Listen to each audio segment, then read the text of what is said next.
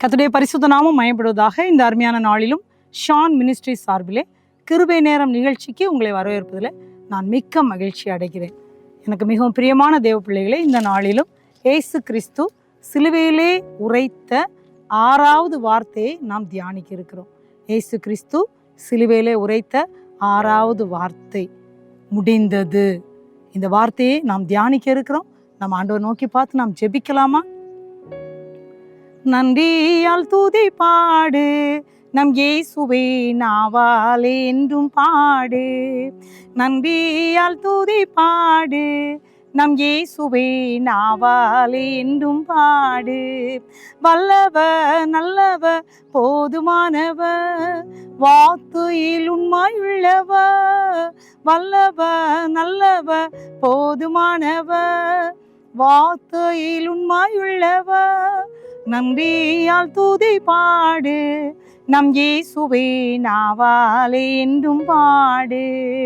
நன்றியால் துதி பாடு, நம் இயேசுவை நாவாலே என்றும் பாடு. எரிகோ மாதிலோ முன்னே வந்தாலும் இயேசுவந்தன் முன்னே செல்கிறார். எரிகோ மாதிலோ முன்னே வந்தாலும் இயேசுவந்தன் முன்னே செல்கிறார். கலங்கிடாதே, திகைத்திடாதே, துதியினால் இடிந்து விழும். கலங்கிடாதே, திகைத்திடாதே, துதியினால் இடிந்து விழும்.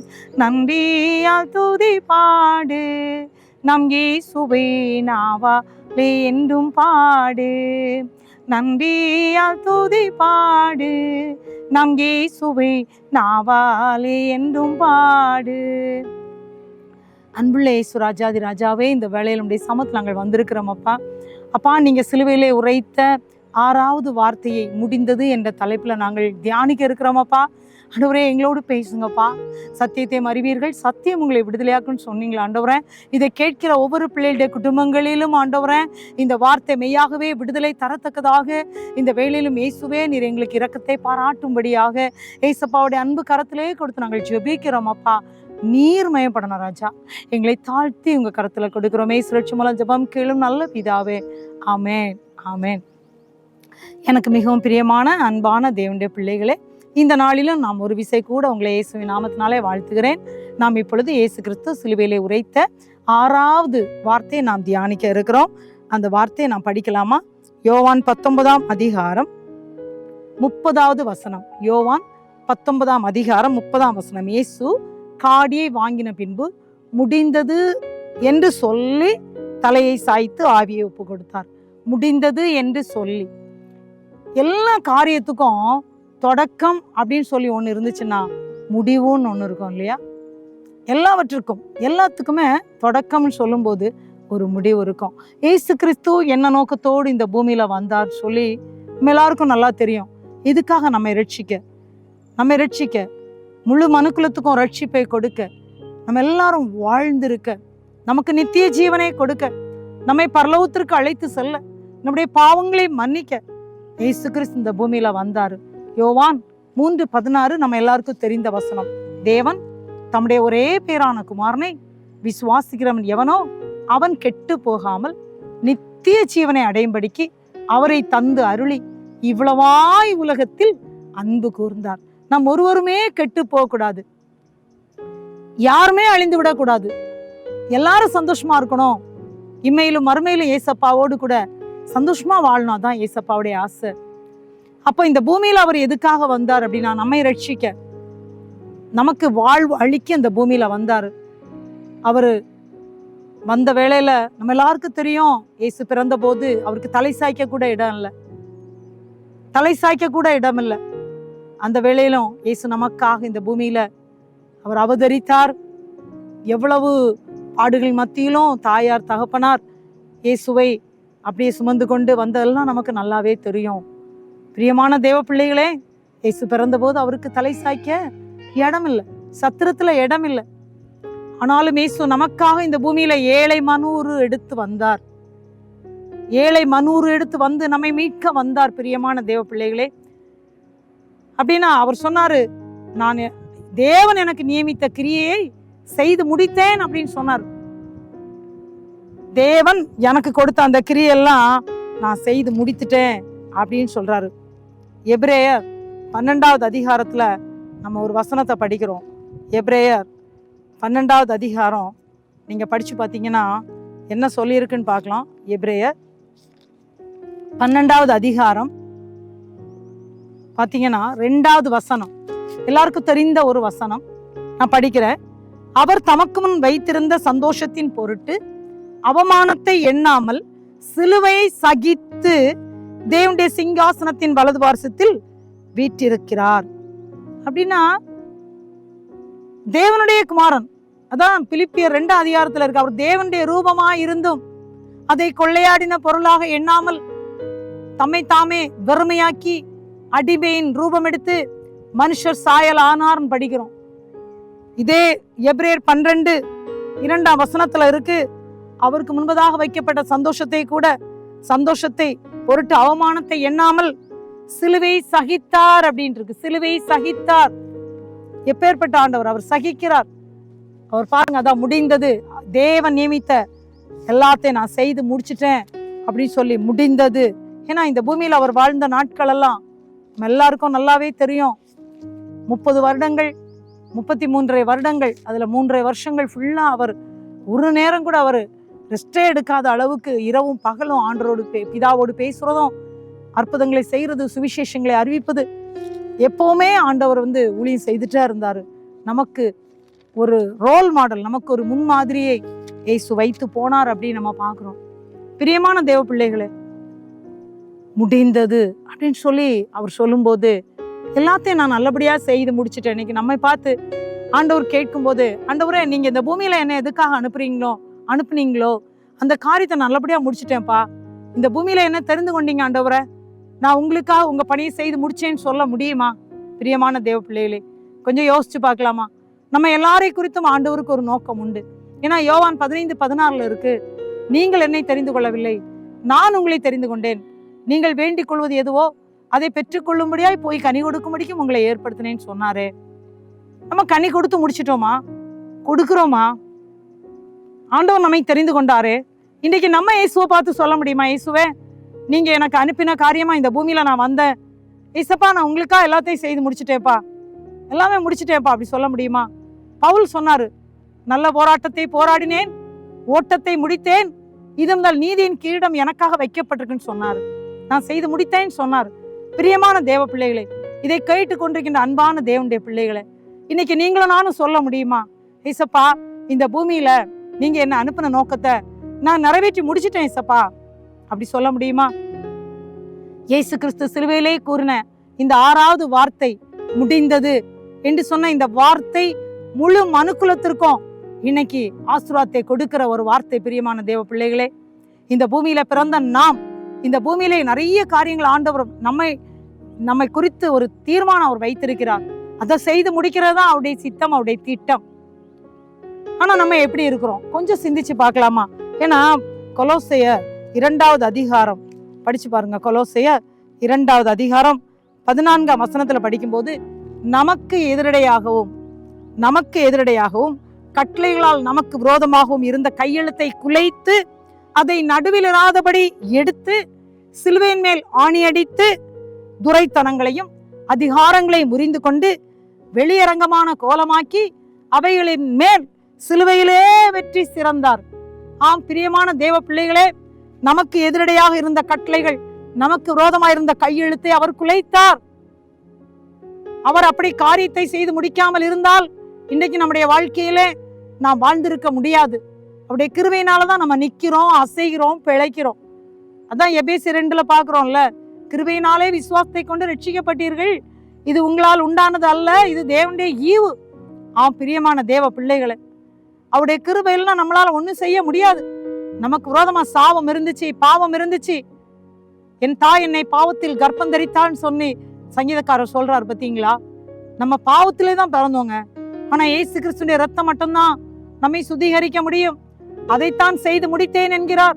என்னுடைய முழு மனுக்குலத்திற்கும் மீட்பு வரத்தக்கதாக பிதா என்னை இந்த பூமியிலே அனுப்பின நோக்கத்தை நான் செய்து முடித்தேன் என்று அவர் சொல்லுகிறார். பிரியமான தேவ பிள்ளைகளே, உடம்பெல்லாம் ரத்தம், பசி ஒரு பக்கம், தண்ணி கிடைக்கல, அந்த வேதனையின் மத்தியிலையும் முழு மனக்குலத்திற்கும் அவர் கொடுத்த 6வது வார்த்தை முடிந்தது. ஏன்னா என் ஜனங்களை நான் மீட்டுக் கொள்ளத்தக்கதாக நான் சிலுவையிலே எல்லாவற்றையும் ஆணி அடித்து விட்டேன். என்னுடைய ஜனங்களை நான் மீட்டு விட்டேன். என்னுடைய ஜனங்கள் என்ற இரத்தத்தின் மூலம் மீட்கப்படுகிறார்கள் என்று அவர் அப்படியே எல்லாருக்கும் முன்பதாக அந்த வார்த்தை முடிந்தது என்று சொல்லுகிறார்.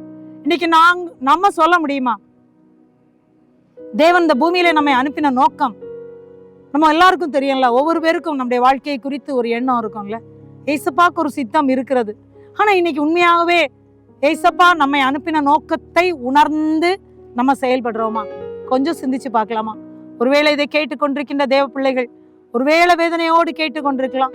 என்னுடைய வாழ்க்கையில தேவன் அனுப்பின நோக்கத்தை என்னால் செய்து முடிக்க முடியல, நான் இன்னும் வேதனையில தான் இருக்கிறேன், என்னால் செய்து முடிக்க முடியவில்லையே, நான் அந்த பூமியில பிறந்த உண்மை, ஆனா அவர் அனுப்பின நோக்கத்தை நான் செய்யலையே, சரியாக இன்னும் முடிக்கவில்லையே, அவருடைய வருகை இப்ப இருக்குமானால் என்னுடைய வாழ்க்கையில நான் இன்றைக்கு தோற்று போனவனாக இருக்கிறேனே, தோற்று போன மகளாக இருக்கிறேனே, என்னுடைய வாழ்க்கையிலே சரியாக நான் இன்னும் முடிக்கவில்லை என்று ஏக்கத்தோடு கேட்டுக்கொண்டிருக்கிறீர்களா தேவ பிள்ளைகளே? இயேசுவை நோக்கி பாருங்கள். கல்வாரி சிலுவையில அவர் அடிக்கப்பட்டார், நொறுக்கப்பட்டார், நம்முடைய கையெழுத்தை குலைத்தார், சிலுவையிலே ஆணி அடித்தார். நமக்கு விடுதலை இயேசு மூலம் வந்துச்சு. இயேசுடைய சிலுவை மரணம் மூலம் நமக்கு வாழ்வு வந்தது.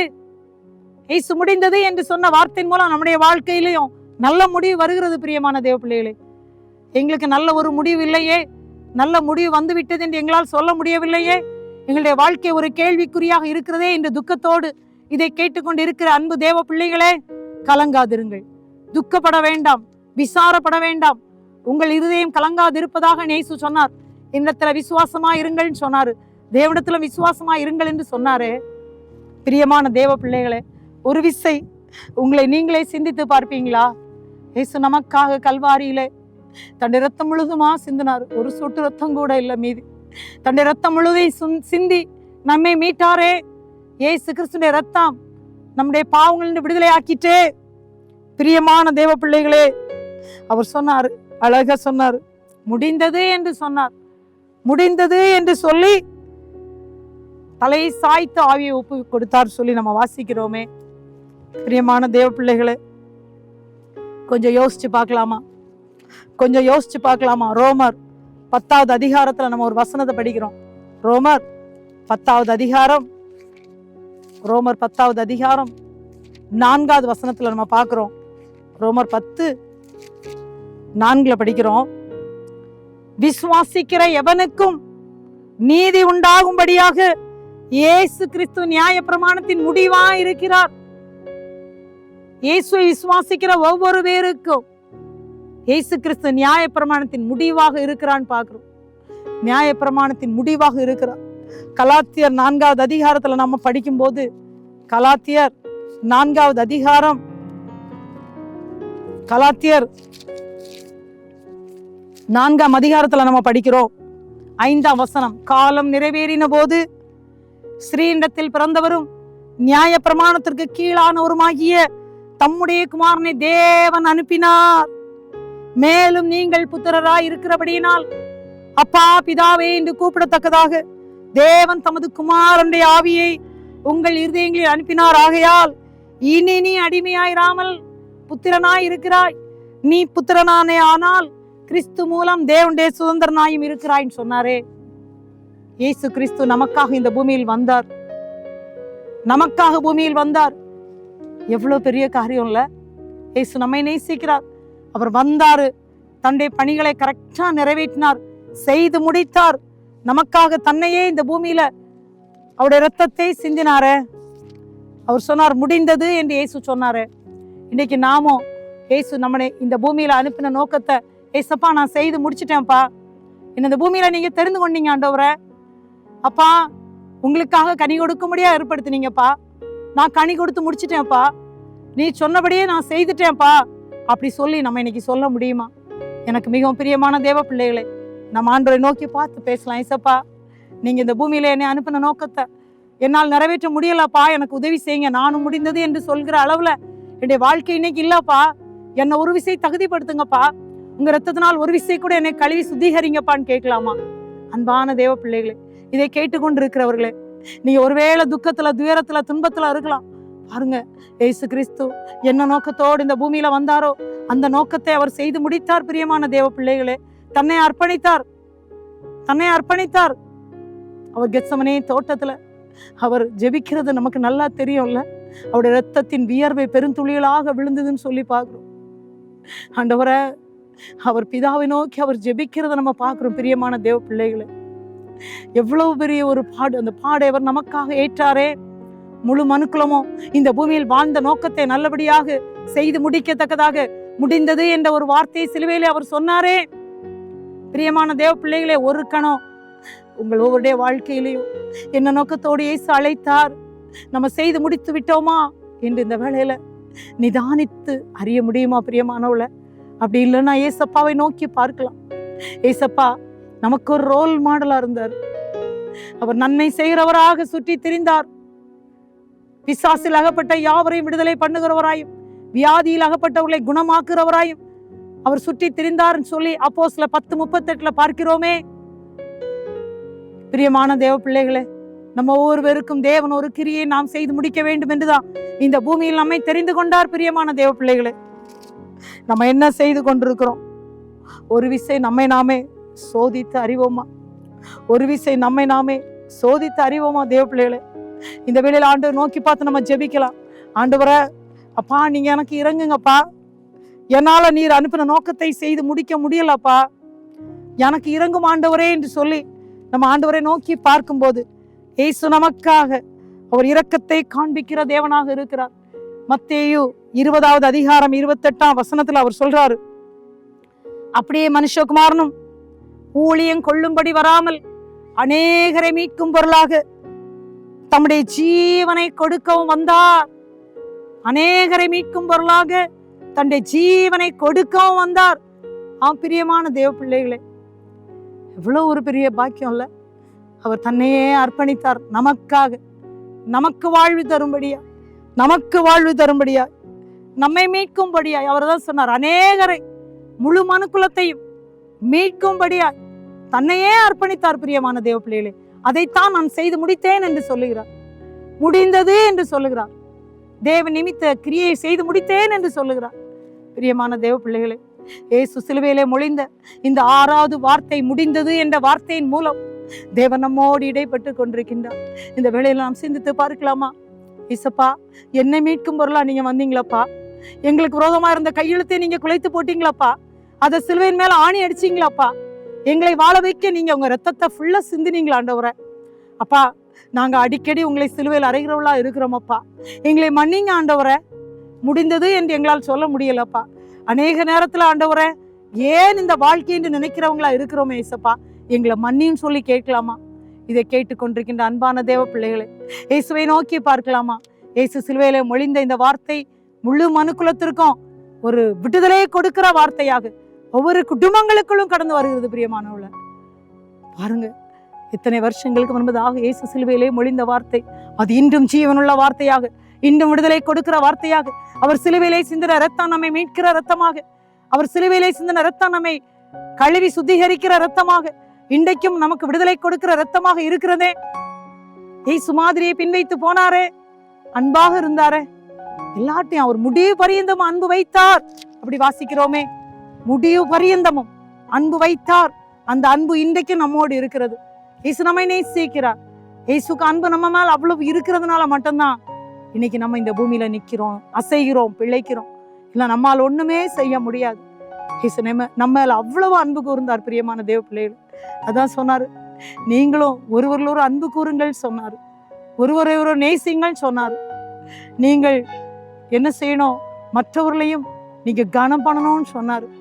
அவர்கள் மனுஷர் உங்களுக்கு என்ன செய்ய வேண்டும் என்று அவர்கள் விரும்புகிறார்களோ அதையும் நீங்கள் அவர்களுக்கு செய்யுங்கள் சொன்னார். நீங்க எதை விரும்புறீங்களோ அதை செய்யுங்கள் சொன்னார். ஏன்னா அவ்வளவு அவர் அன்புள்ளவர். அதான் சொன்னாரு, அவர் என்ன சொன்னாரு? உன் தேவனாய் கர்த்தரிடத்துல உன் முழு இருதயத்தோடும், உன் முழு ஆத்மாவோடும், உன் முழு மனதோடும், உன் முழு பலத்தோடும் அன்பு கூறுன்னு சொன்னாரு. ஏன்னா அவர் முடிவு வரையும் தான் நம்மகிட்ட அன்பு கூர்ந்தார். இப்பமா அன்பு கூர்ந்து கொண்டே இருக்கிறார். இந்த பூமியில வாழ்ந்த நாட்களிலேயும் அவர் என்னென்ன பிதா செய்யணும்னு அழைத்தாரோ அந்த நோக்கத்தை நிறைவேற்றி முடித்தார். அதுதான் யோவான் 17ஆம் அதிகாரம் ஃபுல்லா பார்க்கும்போது இயேசு பிதா கிட்ட பேசுறதை நம்ம பார்க்கிறோம்ல.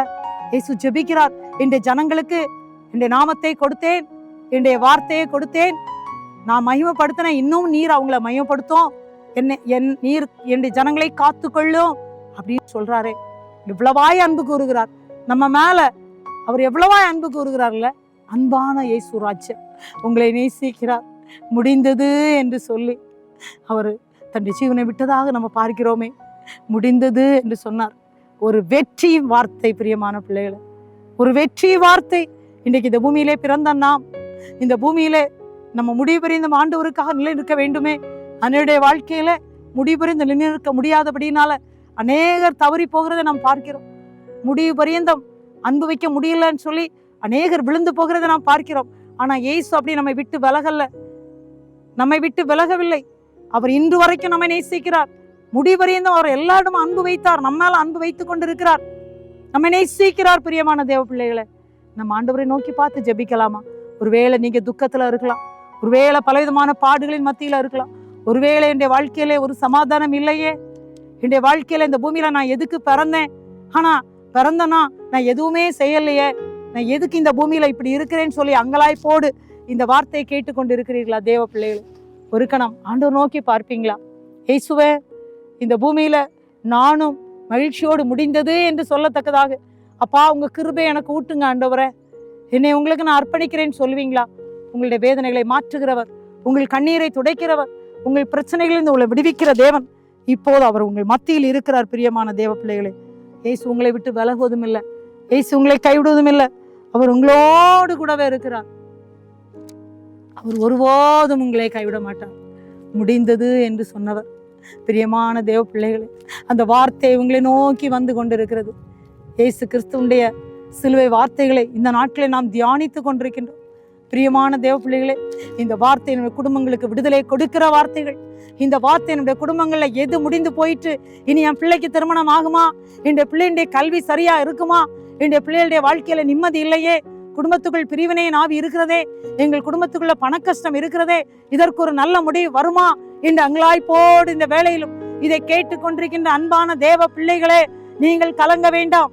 இயேசு சொன்னது மாதிரி முடிந்தது என்று சொன்ன வெற்றி முழக்க வார்த்தையை இன்னைக்கு இதை கேட்கிற ஒவ்வொரு பிள்ளைகளையும் அவர் சொல்ல வைக்கிறார். பிரியமானவள, ஏதுவா இருந்தாலும் சரி நீங்கள் சொல்லுவீர்கள், இயேசு நல்லபடியாக செய்து முடித்தார், என்னுடைய பிள்ளைகளுக்கு நல்லபடியாக திருமணம் முடிந்தது, என்னுடைய வீட்டில் உள்ள கண்ணீரை தேவன் மாற்றினார், வெற்றியாக முடித்து கொடுத்தார் என்று நீங்கள் சொல்லி இயேசுவை துதிக்கத்தக்கதாக இந்த வார்த்தை உங்கள் குடும்பங்களுக்கு நேராக கடந்து வருகிறது. பிரியமானவள, இந்த வார்த்தை உங்கள் வீடுகளுக்கு நேராக கடந்து வந்து கொண்டிருக்கிறது. இதன் மூலம் உங்கள் வீட்டுக்குள் ஒரு பெரிய ஆசீர்வாதம் வருகிறது. நீங்க கலங்க வேண்டாம், திகையாதே, கலங்காதேன்னு சொன்னாரு, பயப்படாதே, நான் உன்னோடு இருக்கிறேன்னு சொன்னாரு, நான் உன்னை விட்டு விலகுவதும் இல்லை, உன்னை கைவிடுவதும் இல்லைன்னு சொன்னாரு. அந்த ராஜாதி ராஜா ஜீவிக்கிறவர் இன்னும் ஒவ்வொருவரோடும் கூட இருக்கிறார். பிரியமானவளே, ஏசாயா 53வது அதிகாரம் ஃபுல்லா நம்ம படித்து பார்த்தோம்னா, ஏசு நமக்காக தன்னுடைய ஆத்மாவை மரணத்தில் ஊற்றினார் என்று இருக்கிறது. முழு மனுக்குலத்தையும் மீட்பதற்காக தன்னையே அந்த மரணத்துக்கு அர்ப்பணித்தார் என்று இருக்கிறது.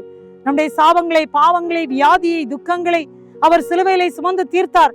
ஆகவே நாமும் முடிந்தது என்று சொல்லத்தக்கதாக நமக்காக அந்த வார்த்தையை முடிந்தது என்று சொல்லி அவர் தன்னுடைய ஆவியை ஒப்பு கொடுத்தார் என்று பார்க்கிறோம். இப்பொழுது நாம் எல்லாரும் இயேசுவை நோக்கி பார்த்து நாம் ஜெபிக்கலாமா? அன்பான தேவ பிள்ளைகளே, இப்ப எல்லாரும் இயேசுவை நோக்கி பார்த்து ஜெபிக்கலாம். ஏசப்பா, எங்களுக்கு இறங்க ஆண்டவரே, இந்த வேளையில உண்மை நோக்கி பார்க்கிறோம் அப்பா. சிலுவையிலே நீ மொழிந்த 6வது வார்த்தையாகிய அந்த முடிந்தது என்ற அந்த வார்த்தை எங்களுடைய குடும்பங்களுக்கு அற்புதத்தை கொண்டு வரட்டும் அப்பான்னு சொல்லி எல்லாரும் ஆண்டவர் நோக்கி பார்த்து கேட்கலாமா? நாம் கேட்கும் போதே ஒவ்வொரு குடும்பங்களிலும் இயேசு இந்த வேளையிலே அற்புதத்தை செய்கிற தேவனாக உங்களையும் பார்த்து, மகளே, உங்களுடைய வாழ்க்கையில நல்ல ஒரு முடிவு வரும் என்று சொல்லுகிற ராஜாதி ராஜாவாக ஆண்டவர் உங்க வார்த்தை குடும்பங்களுக்கு நல்ல ஒரு முடிவை கொடுக்க போறதற்காக நன்றி என்று சொல்லி ஆண்டவர் நோக்கி பார்க்கலாமா? தகப்பனே, இயேசுவே, உம்மை நோக்கி நாங்கள் பார்க்கிறோமாப்பா. நீ நல்லவரப்பா, நீ வல்லவரப்பா, உடைய வார்த்தையில ஜீவன் இருக்குப்பா, உடைய வார்த்தையில வல்லமை இருக்கிறது. ஆண்டவரை உம்மை போற்றுகிறோம், உம்மை புகழுகிறோம், உம்மை வணங்குகிறோம். நீ ராஜாதி ராஜா. இயேசுவே, நீ சொல்ல ஆகும். இயேசுவே, நீ கட்டளையிட நிற்கும் ஆண்டவரே. இந்த வேளையிலும் அன்பான பிள்ளைகள் கண்ணீரோடு உடைய சமூகத்துல வந்திருக்காங்க ஆண்டவரே. ஆண்டவரே, சிலுவையிலே நீ மொழிந்த இந்த 6வது வார்த்தை முடிந்தது என்று சொன்ன வார்த்தை ஒவ்வொரு குடும்பங்களிலும் கர்த்தாவே நல் முடிவை கொண்டு வரட்டும் என்று ஜெபிக்கிறோம். ஒவ்வொரு பிள்ளைகளும் கர்த்தாவே பரலோக ராஜ்யத்துக்கு சுதந்திரவாளிகளாக மாறட்டும் என்று நாங்கள் ஜெபிக்கிறோம். ஒருவேளை பிள்ளைகள் கர்த்தாவே பல இடங்களிலே தவறி விழுந்து இருந்தாலும் இந்த வேளையிலும் இயேசுவே நீர் ஒவ்வொரு பேரையும் மன்னித்து நல்ல ஒரு முடிவை கொடுக்க முடியாது. எந்தெந்த காரியங்களில் எங்களுக்கு நல்ல முடிவு இல்லையே என்று பிள்ளைகள் துக்கத்தோடு இருக்கிறார்களோ அந்த காரியத்துல இயேசு நல்ல ஒரு முடிவை கொடுக்கத்தக்கதாக இந்த வேளையில் உடைய வல்லமை பிள்ளைகளுக்கு அனுப்பும்படியா ஆண்டவரே நாங்கள் ஜெபிக்கிறோம். நீ சிலுவையிலே மொழிந்த இந்த வார்த்தை முழு மனுக்குலத்தை மீட்கும்படியான இந்த வார்த்தை கேட்கிற ஒவ்வொரு பிள்ளைகளுடைய குடும்பங்களிலும் இந்த வேளையிலே அதிசயத்தை செய்து உடைய வல்லமை வெளிப்படுத்தும்படியா நாங்கள் ஜெபிக்கிறோம். ஒவ்வொரு பேரையும் தாழ்த்தி உங்க கரத்திலே கொடுக்கிறோம். ஒவ்வொரு பேரையும் ஆசீர்வதிங்க ஆண்டவரே. இதனால் வரும் கனமகிமை துதி அப்பா இயேசு ஒருவருக்கே செலுத்துகிறோம். இயேசு ரட்சமலம் ஜெபம் கேளும் நல்ல பிதாவே, ஆமேன் ஆமேன். என் ஆத்துமாவே கர்த்தரை ஸ்தோத்திரி, என் முழு உள்ளமே அவருடைய பரிசுத்த நாமத்தை ஸ்தோத்திரி. என் ஆத்துமாவே கர்த்தரை ஸ்தோத்திரி, கர்த்தர் செய்த சகல உபகாரங்களை மறவாதே. ஆமேன் ஆமேன். தேவன் தாமே உங்கள் ஒவ்வொரு பேரையும் அளவில்லாமல் ஆசீர்வதிப்பாராக. முடிந்தது என்று தேவன் சொன்ன அந்த வெற்றி முழக்க வார்த்தை உங்கள் குடும்பங்களிலும் நீங்களும் இயேசு எங்களுக்கு நல்ல ஒரு முடிவை தந்தார் என்று சொல்லத்தக்கதாக தேவன் உங்கள் ஒவ்வொருவரையும் அளவில்லாமல் ஆசீர்வதித்து உயர்த்துவாராக. ஆமேன். God bless you.